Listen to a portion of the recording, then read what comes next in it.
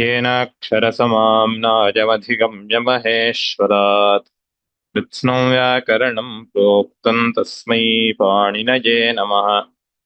येन धौता गिरः पुंसां विमलैः शब्दवारिभिः तमश्चाज्ञानजं भिन्नं तस्मै पाणिनये नमः। वाक्यकारं वररुचिं भाष्यकारं पतञ्जलिम् पाणिनिं सूत्रकारं च प्रणतोऽस्मि मुनित्रयम्। विहानस्थ अथ पाणिनीयसूत्रपाठे चतुर्थाध्याये द्वितीयः पादः। अथ पाणिनीयसूत्रपाठे चतुर्थाध्याये द्वितीयः पादः। अथ पाणिनीयसूत्रपाठे चतुर्थाध्याये प्रथमः पादः। द्वितीयः पादः। अथ पाणिनीयसूत्रपाठे चतुर्थाध्याये द्वितीयः पादः। अथ पाणिनीयसूत्रपाठे चतुर्थाध्याये द्वितीयः पादः।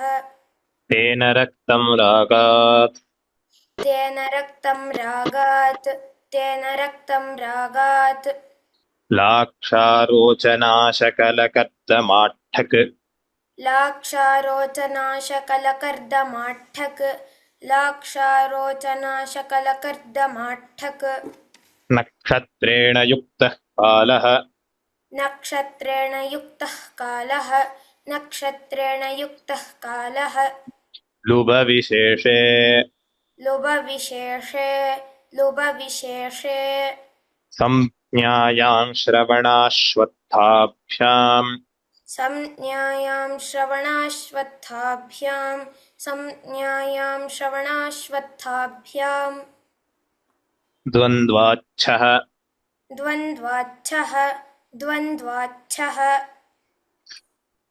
दृष्टं साम दृष्टं साम दृष्टं साम कलेर्ढक् कलेर्ढक् कलेर्ढक् वामदेवाड्यट्यौ वामदेवाड्यड्यौ वामदेवाड्यड्यौ परिवृतो रथः परिवृतो रथः परिवृतो रथः परिवृतो रथः पाण्डुकम्बलादिनिः पाण्डुकम्बलादिनिः पाण्डुकम्बलादिनिः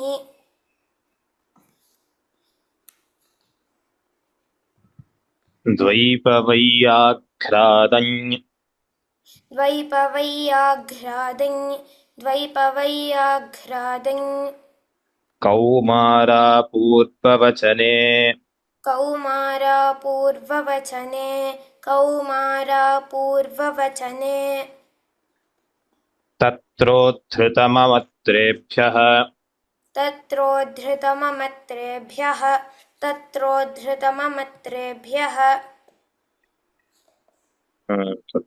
स्थण्डिलाच्छयितरिव्रते स्थण्डिलाच्छयितरिव्रते स्थण्डिलाच्छयितरिव्रते संस्कृतं भक्षाः संस्कृतं भक्षाः संस्कृतं भक्षाः शूलोखाद्यत् शूलोखाद्यत् शूलोखाद्यत् दध्नष्ठक् दध्नष्ठक् दध्नष्ठक् उदश्वितोऽन्यतरस्याम् उदश्वितोऽन्यतरस्याम् उदश्वितोऽन्यतरस्याम् क्षीराढ्ढञ् क्षीराढ्ढञ् क्षीराढ्ढञ् तास्मिन् पौर्णमासीति संज्ञायाम् सास्मिन् पौर्णमासीति संज्ञायाम् सास्मिन् पौर्णमासीति संज्ञायाम् आग्रहायणश्वत्थाठक् आग्रहायण्यश्वत्थाठक् आग्रहायण्यश्वत्थाठक् आग्रहायण्यश्वत्थाठक् विभाषा फाल्गुनी श्रवणा कार्तिकी चैत्रीभ्यः विभाषा फाल्गुनी श्रवणा कार्तिकी चैत्रीभ्यः विभाषा फाल्गुनी श्रवणा कार्तिकी चैत्रीभ्यः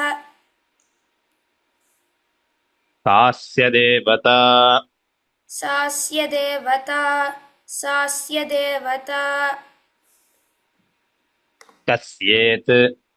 कस्येत् कस्येत् शुक्राद्घन् शुक्राद्घन्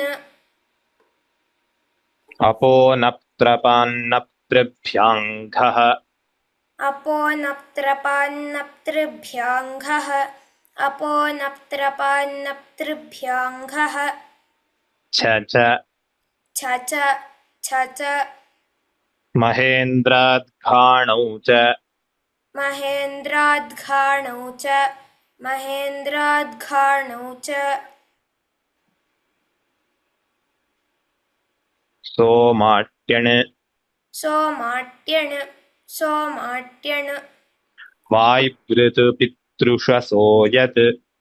वायुवृतुपितृषसो यत्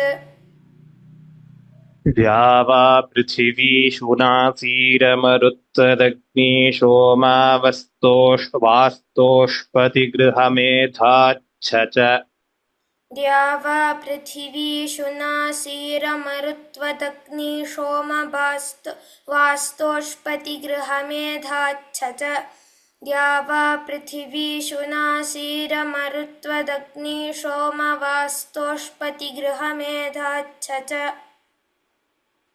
अग्नेर्ढक्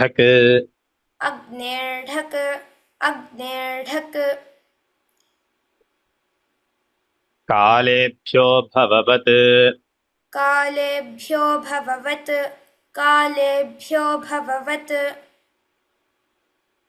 महाराजप्रोष्ठपदाढ्यन्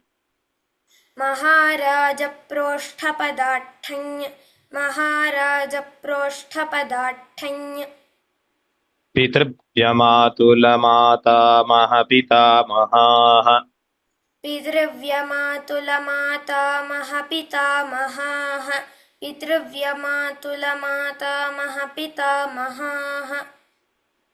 तस्य समूहः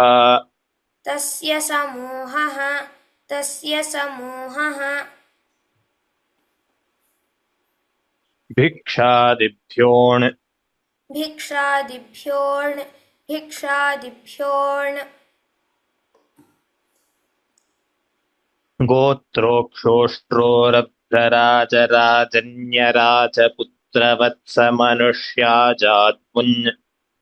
गोत्रोक्षोष्ट्रोरभ्रराजराजन्यराजपुत्रवत्समनुष्याजात्मुन् गोत्रोक्षोष्ट्रोरभ्रराजराजन्यराजपुत्रवत्समनुष्याजाद्वुन् केदाराद्यञ्च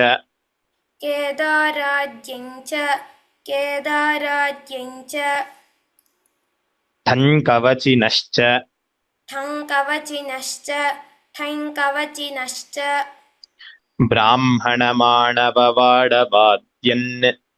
ब्राह्मणमाणववाडवाद्यन्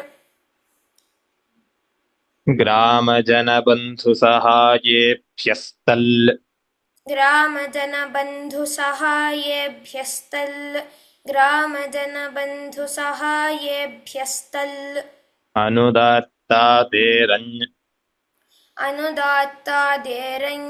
अनुदात्तादेरञ्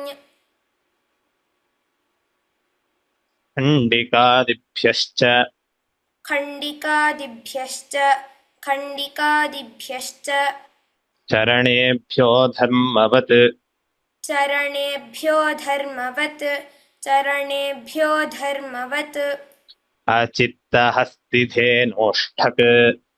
अचित्तहस्तिधेनोष्ठक्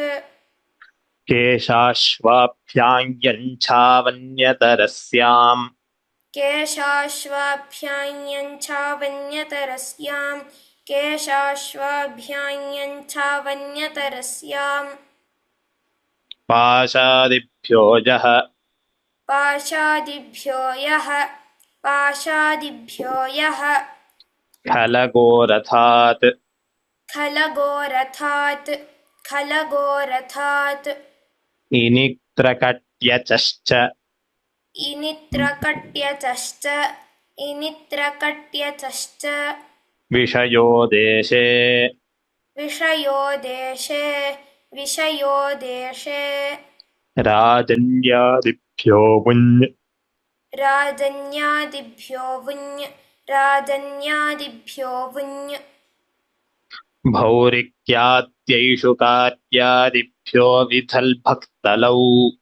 भौरिक्याद्यैषु कार्यादिभ्यो विधल्भक्तलौ भौरिक्याद्यैषु कार्यादिभ्यो विदल्भक्तलौ सोऽस्यादिरिति छन्दसः प्रगाथेषु सोऽस्यादिरिति छन्दसः प्रगातेषु सङ्ग्रामे प्रयोजनयोतृभ्यः सङ्ग्रामे प्रयोजनयोद्धृभ्यः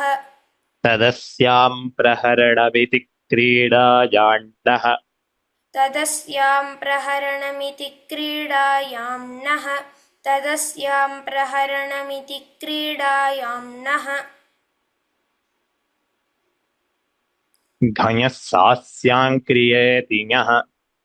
घञः सास्यां क्रियेति ञः घञः सास्यां क्रियेति ञः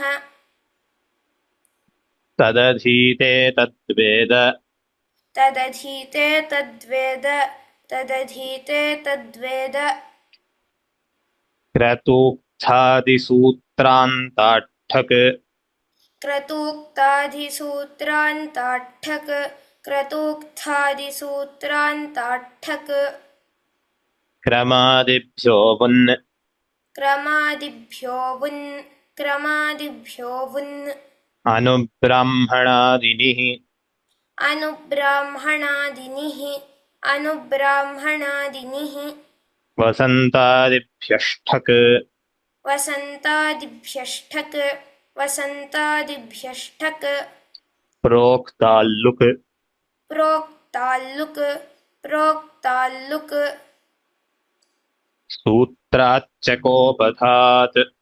सूत्राच्च कोपधात्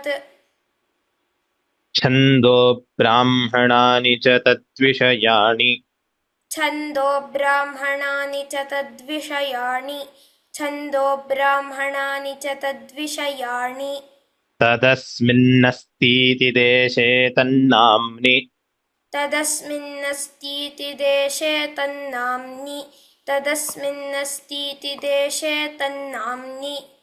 तेन निर्वृत्तम्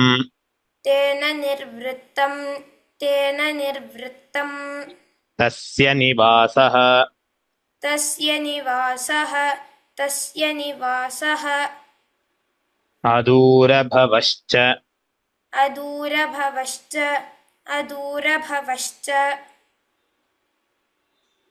ओरञ् मतोश्च बह्वजङ्गात्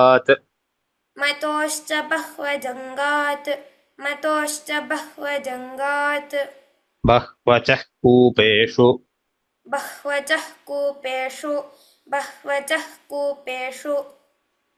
उदक्च विपाशः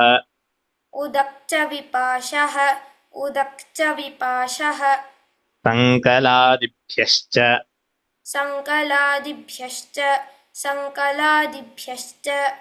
स्त्रीषु सौवीरसाल्वप्राक्षु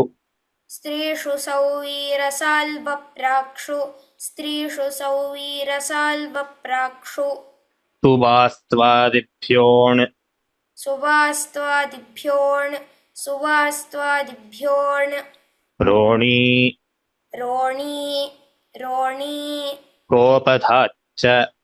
कोपधाच्च कोपधाच्च मुञ्छन् कठजिलसे निरढन्ययफक्फिङिञ्यकण्ठकोरीहणकृशाश्वर्ष्य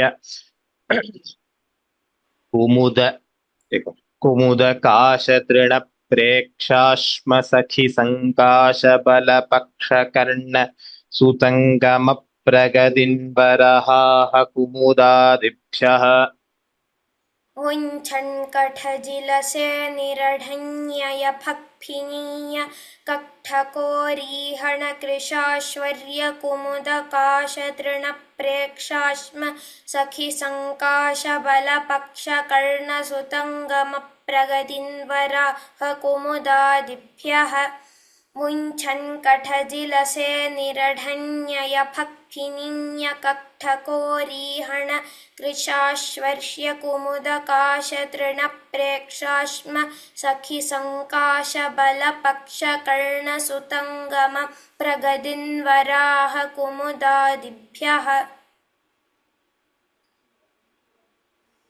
जनपदे लुप् जनपदे लुप् एतावत्पर्यन्तमेव कृतम् अतः अत्र उपसंहारः। Now we will open the forum for practice. ये जे अभ्यासं कर्तुम् इच्छन्ति कृपया हस्तम् उन्नयन्तु. Those who would like to practice, kindly raise your hand.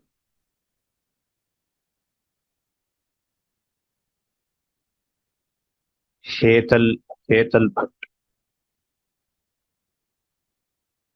आम् नमो नमः। नमस्कारः।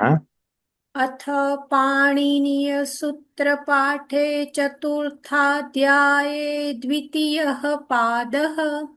तेन रक्तं रागात् लाक्षारोचनाशकलकर्दमाट्ठक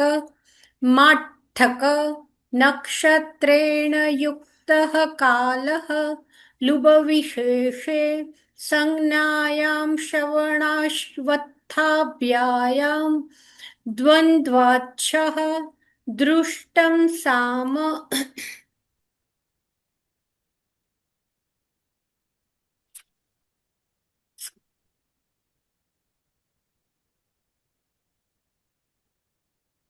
कालेर्ढक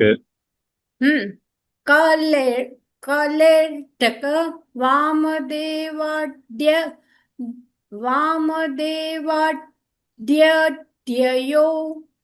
द्यड्यौ वामदेवाड्यड्यौ वामदेवाड्यड्ययो द्यड्यौ द्यड्यौ इति नास्ति। वामदेवाड्यड्ययो वामदेवाड्यड्ययो द्यड्यौ इति नास्ति। द्यड्यौ द्यौ it is half.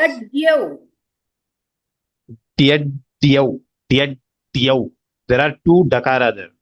द्यड्यौ but there is no da there. It is just diya. द्यड्यौ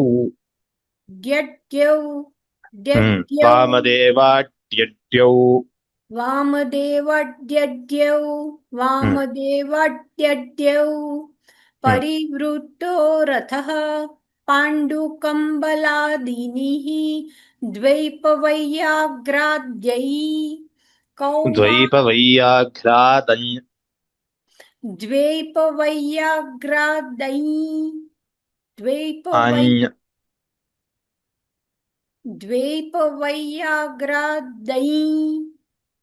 कौमारा। You are telling I, it is not ya. द्वैपवैयाघ्रादन् कौमारा पूर्ववचने तत्रोत्थ तममत्रेभ्यः तत्रोदत् तममत्रेभ्यः एकं तत्रोद्धृतममत्रेभ्यः धृत अस्ति। अस्तु धृत अस्तु तत्रोद्धृत मममत्रेभ्यः। There is only two. You told three ma. तत्रोद्धृतममत्रेभ्यः तत्रोद्धृततममत्रेभ्यः पुनः स्थण्डिलाच्छै again तत्रोद्धृत तत्रोद्धृततममत्रेभ्यः See, you are telling Tatrodhrita Tamamatrebhya. So basically, you are telling Takara twice. अस्तु Tatrodhrita Mamatrebhya. तत्रोद्धृतममत्रेभ्यः Correct. तत्रोद्धृतममत्रेभ्यः स्थण्डिलाच्छैतरिव्रते संस्कृतं भक्षाः शूलोखाद्यत् Shulokhadyat. Shudirgha. शूलोखाद्यत दध्नष्ठक उदिश् उदश्चितोऽन्यतरस्यां क्षीराढ्यै Alam begin. Dhanyadaha. अस्तु नमो नमः धन्यवादः Namaskaraha. Sampurnam begin. महोदय नमस्कारः महोदय। Namaskaraha.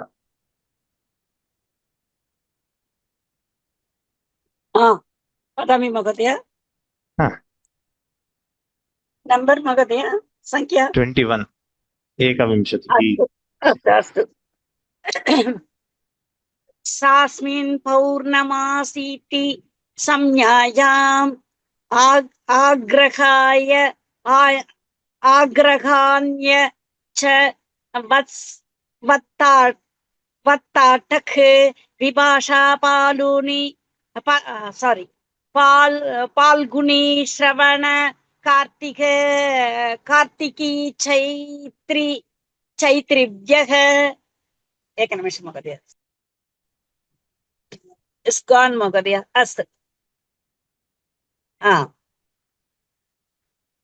शास्य देवता कस्येत् शुक्राद्धं घन शुक्राद्धं घन अपोनज It is not dha, it is gha. Mahaprana gha. Ka kha ga gha. गा महोदय गावा Ama. Ama. ओ शुक्रागन अपोन ज्र पात्र त्रिभ्यां गह सच Mahindra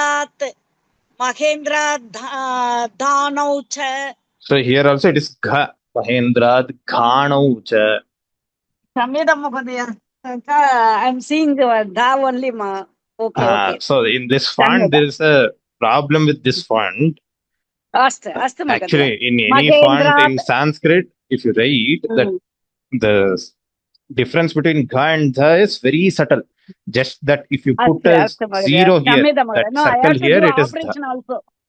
Netra operation also I have to do. That's why I'm having some confusion. No. Mahendra, Here there is a mistake. No, it is not just your problem. There's a problem with the font. Even many people find this.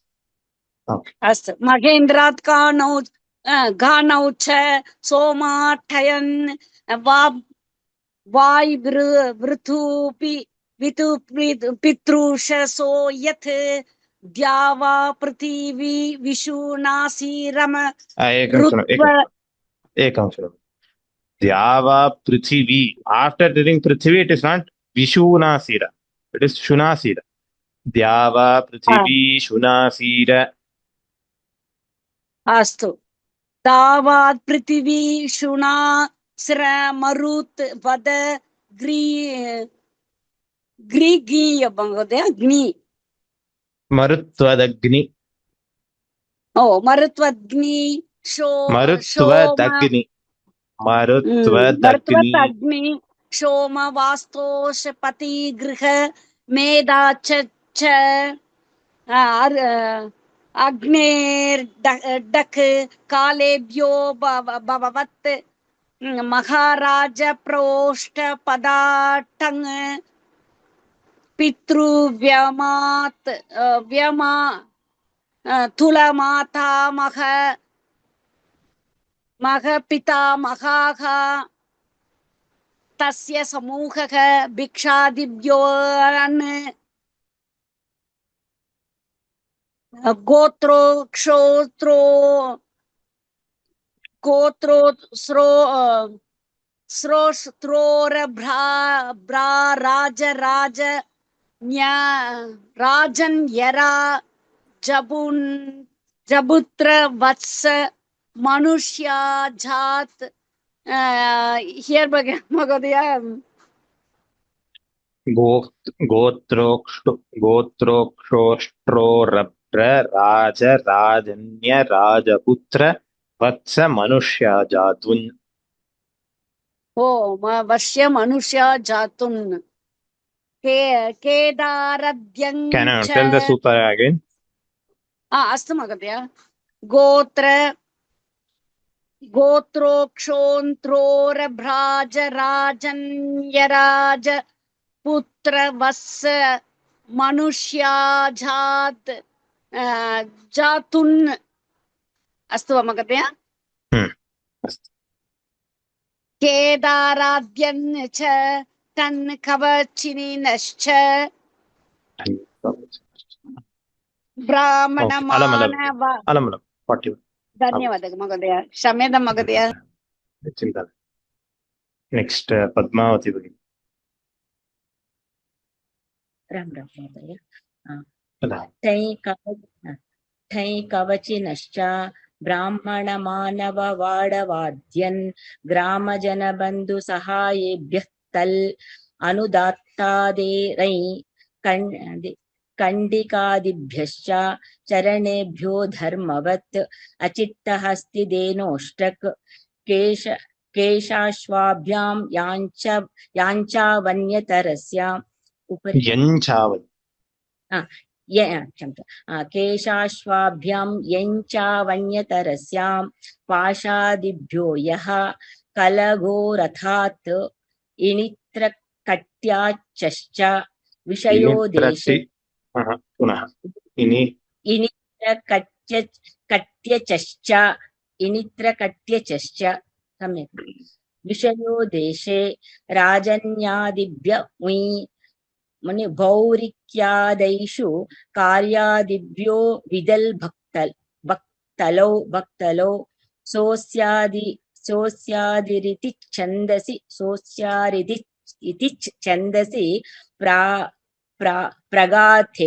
प्रघातेषु संग्रामे प्रयोजनयोद्धृभ्यः उपरि कर्णम् इत्युक्ते किञ्चित् उपरि करोतु संग्राम तदस्यां प्रहरणमिति क्रीडायां नः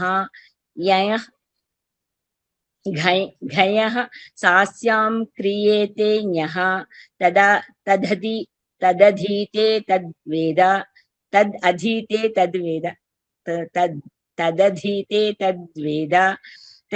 क्रतुक्तादिसूत्रान्ताठक् क्रमादिभ्यो उन्नु अनुब्राह्मणादिभिः क्रमादिभ्यो 61 क्रमादिभ्यो उन् okay अलम् धन्यवादः सम्यक् उक्तम्. धन्यवादः महोदय.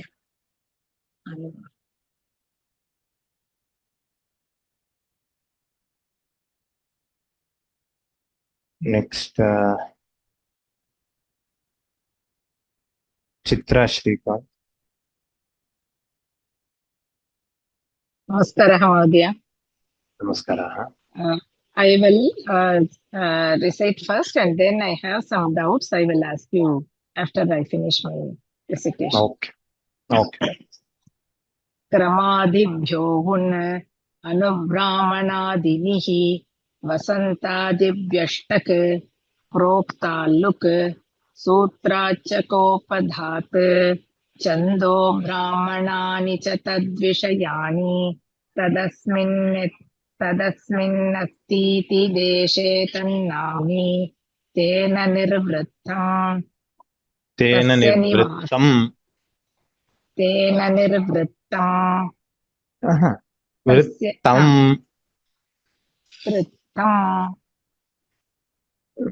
मकारः Tell एव us again. किल महोदय तेन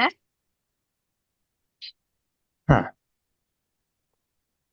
तेन तेन निर्वृत्तं मकारः एव किल महोदय Makaraha, but it is heard like Vrittam. You are telling okay Vrittam. It is Vrittam. तेन निर्वृत्तं सम्यक् वा तेन Somehow I am निर्वृत्तं feeling you're elongating that akara. Tena nirvrittam. तेन निर्वृत्तं Correct. Tena because the two takaras you said always we have to give emphasis to the takara. So Correct. I thought For takara you have to tell. So tena Hmm. nirvrittam. Vrittam. It is not Tena vrittam. The okay. emphasis is Tena always on the first letter, not the second letter. first letter. Okay. Tena nirvrittam. सम्यक् वा तेन निर्वृत्तं तस्य निवासः अदूरभवश्च ओरण्ये मतोश्च बह्वजङ्गात् बह्वचः कूपेषु उदक्च विपाशः सङ्कलादिभ्यश्च स्त्रीषु सौवीरसाल्वप्राक्षु सुवास्त्वादिभ्योन् रोणी कोपधाच्च मुञ्चन् कठजिलसेनिरढैन्यय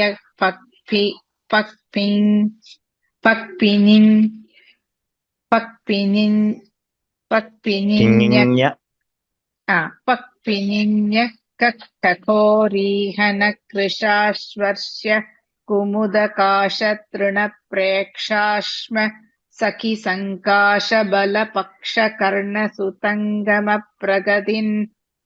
प्रगदिन् वराह कुमुदादिभ्यः जनपदे लुप्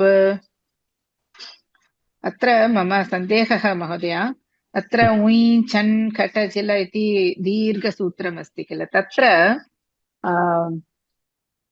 आरम्भे उञ्छन् split दत्तमस्ति किल महोदय तत्र इल् त इति अस्ति इल् त इनि इत्युक्ते इल् अत्र वयं किं वदामः जिलसेनि इति अकारः श्रूयते उञ्चन् कटजिलसेनि सेनिरठैन्यय पक्पिनिन्य एवं भवति अत्र दोषेण दत्तं वा स्प्लिट् मध्ये इल्स इति अस्ति इलस इति भवितव्यं वा नो चेत् किं तत्र किमपि अन्य किमपि विवरणमस्ति वा इति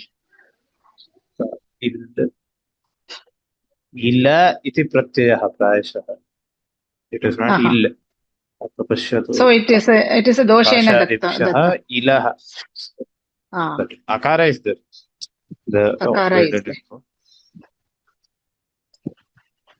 It So is here 80th. it is ila. It is not il. It is not ill. Okay. One this thing.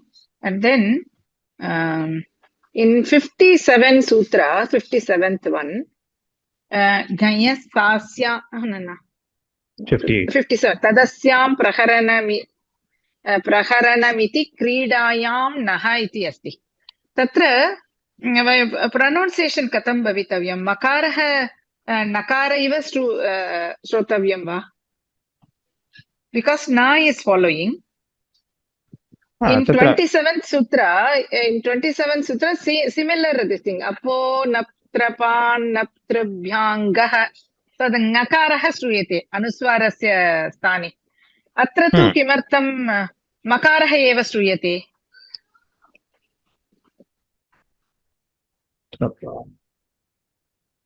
Wait, I didn't understand the question. So you don't understand the question, okay. Naptrabhyangah. So that is okay. So where is the problem? Here in 57th sutra, Sadasyam Praharanamiti Kridayanah iti bhavitavya. Makar anuswarasya sthane nakarah eva shrotavyam kila mahodaya. Makarasya sthane nakarah. Nakarah. कवर्गस्य अनुनासिकः आमां तदेव वक्तव्यं हा? क्रीडायान्नः क्रीडायान्नः अन्यत् किमपि in 39th सूत्र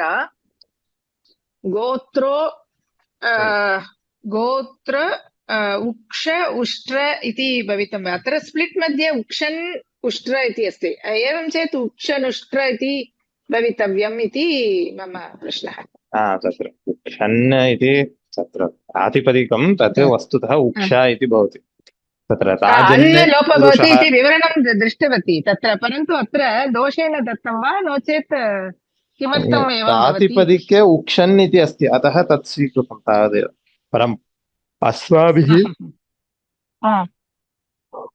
तत्र गोत्र उक्ष उष्ट्र नाम गोत्रोक्षोष्ट्र इत्येव उच्यते अस्तु तदेव महोदय धन्यवादः सुब्बराव महोदय नमस्कारः महोदय नमस्कारः नमस्कारः अथ पाणिनीयसूत्रपाठे चतुर्थाध्याये द्वितीयपादः तेन रक्तं रागात् लाक्षारोचनाशकलकर्धमाट्टक नक्षत्रेण युक्तः कालः लोभविशेषे संज्ञायां श्रवणाश्वत्थाभ्यां द्वन्द्वाच्यः दृष्टं साम थोड़ा आदमी ऊपर करना सर स्क्रीन ओपन दृष्टं साम करकलेर्ढक वामदेवाड्यड्यौ परिवृतो रथः पाण्डुकम्बलादिनिः द्वैपवैयाघ्रादै कौमारा पूर्ववचने तत्रोद्धृतममत्रेभ्यः स्तण्डिलाच्च इतरि व्रते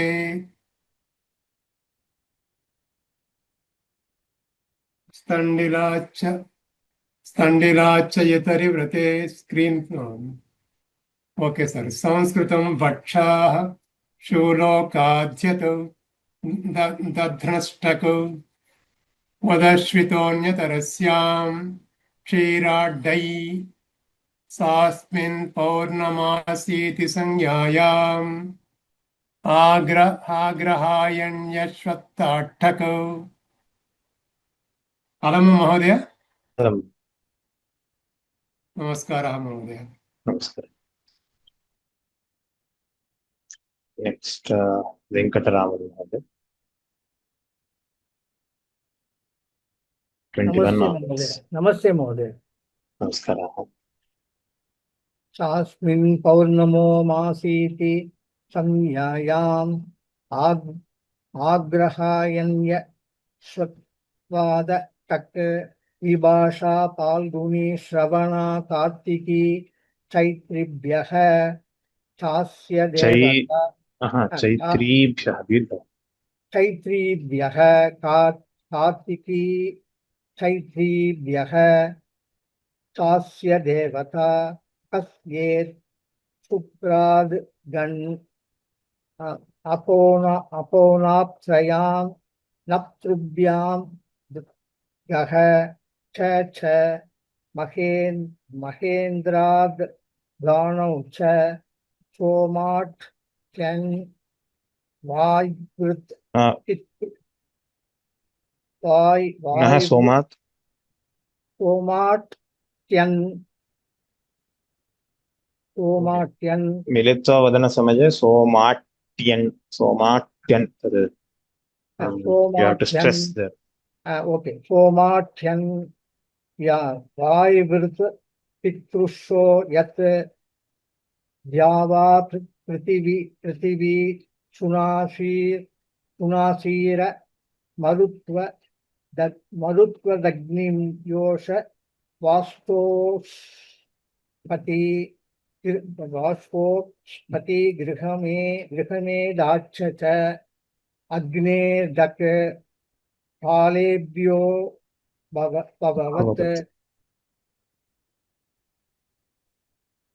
महाराज रोष्ट पदार्थञ्ज पितृव्य मातुल मातामह पितामहाः तस्य समूहः भिक्षादिभ्योऽन्न गोत्रोक्षोष्ट्रो रब्र राज राजन्य राजपुत्र वत्स मनुष्याजाद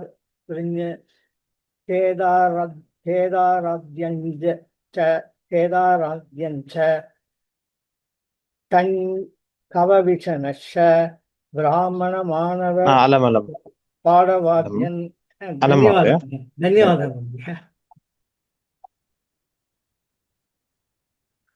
रामकृष्ण सैफो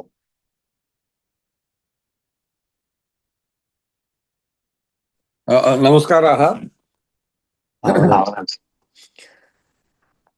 केदाराद्यञ्च कवचनश्च ब्राह्मणमाणववाडवाद्यन् ग्रामजनबन्धुसहायेभ्यस्तल् अनुदात्तादेरण्य खण्डिकादिभ्यश्च चरणेभ्यो धर्मवत् अचित्तहस्तिधेनोष्ठक् केशाश्वाभ्यां यच्छावन्यतरस्याम् पाशादिभ्यो यः खलगो रथात् इनित्रकट्यचश्च विषयो देशे राजन्यादिभ्यो भौरिक्याद्यैषु कार्यादिभ्यो विदल्भक्तलौ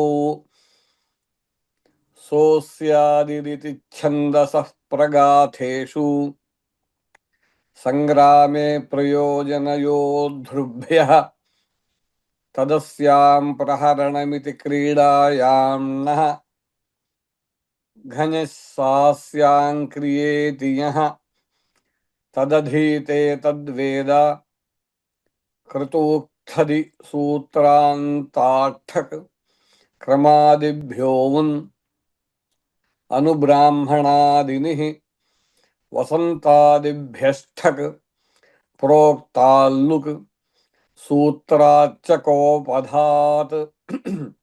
छन्दो ब्राह्मणानि च तद्विषयाणि तदस्मिन्नस्तीति देशे तन्नाम्नि तेन अलं महोदय अलमलं धन्यवादाः गीता कृष्णमूर्ति हरि ओम महोदय हरि मम समीपे पुस्तकमस्ति अहं तत् पठामि वा महोदय अवश्यं भगिनि कुतः महोदय 61 what is that okay Shri गुरुभ्यो नमः क्रमादिभ्यो उन अनुब्राह्मणादीनिः वसन्तादिभ्यष्टक प्रोक्ताल्लुक सूत्रांच कोपधात् छन्दो ब्राह्मणानि च तद्धिषयाणि तदस्मिन्नस्तीति देशे तन्नाम्नि यस् तेन निवृत्तं तस्य निवासः अदूरभवश्च ओरैन् मतोश्च वह्वजङ्गात् सम्यक् वा महोदय शुद्धं वा वह्वजङ्घात् मतोश्च बह्वजङ्गात् शुद्धं वा वह्वच कूपेषु उदक्च विपाशः संकलादिभ्यश्च स्त्रीषु सौवीरसात् this is what salva प्राश्च वा Prashchu. Hmm. Prakshu. Right? Correct. स्त्रीषु सौवीरसाल्वप्राक्षु सुवास्वादिभ्योण रोणी कोपघाश्च. Aha, this I was admiring Vihan and got it. We chanaka tajil senira dhai nai ya fuck Phak, this is how do you say this, Mahoday? सेनिरढञ्ञय. No. A phak after that? Phak phiñña. Phiñña. Phiñña. Okay. Phiñña. Phiñña kak takorihana krishashwarya. No, I'm saying it wrong, no, Mahoday. Krishashwarya, right? Varya. How do you say this? How do you say this, Mahoday? Krishashwarya. Krishashwarya, correct. Krishashwarya kumuda kasha truna prechasma sakhi sankasha bala paksha karna sutangama pragadina varaha kumudadibhyah. Hama. जनपदे loop वरुणादिभ्य. Thank you, Mahoday. Vihan said this beautiful. I wanted to really appreciate that. He did it very beautifully. Okay. In today's class of this, we have done a couple of rounds of practice. Shwaha punaha melishyamah. From tomorrow, we will be doing the new patha. From 81 onwards, we will do the patha. येनाक्षरसमां नायमधिगम्य महेश्वरात् कृत्स्नं व्याकरणं प्रोक्तं तस्मै पाणिनये नमः. धन्यवादाः सर्वेभ्यः.